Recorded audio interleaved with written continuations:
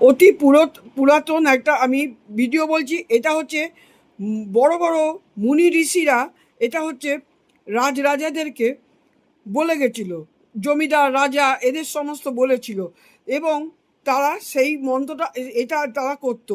যেমন আপনার যদি কোনো ইষ্টদেব হয়, যদি কোনো মহাদেব হয়, তাহলে বলবেন হে দেব, হে দেবতা, হে প্রভু, বা কৃষ্ণ হলে হে প্রভু। তারপরে কেউ যদি দেবী হয়, কারুর যদি দেবী হয়, হে দেবী, আমার এই কথা তুমি শোনো, আমার কল্যাণ করো, আমার কল্যাণ করো। আপনি আপনার অনুগ্রহ শক্তিতে হাত জোর করে ইষ্টদেবের মন্দিরে গিয়ে বলতে পারেন, ঘরে বলতে পারেন।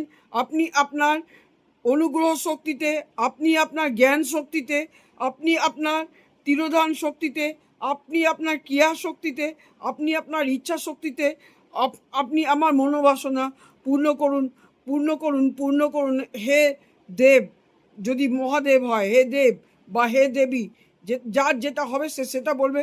এটা 45 দিন করবেন, দেখবেন আস্তে আস্তে আপনার মনোবাসনা পূর্ণ হতে শুরু করেছে।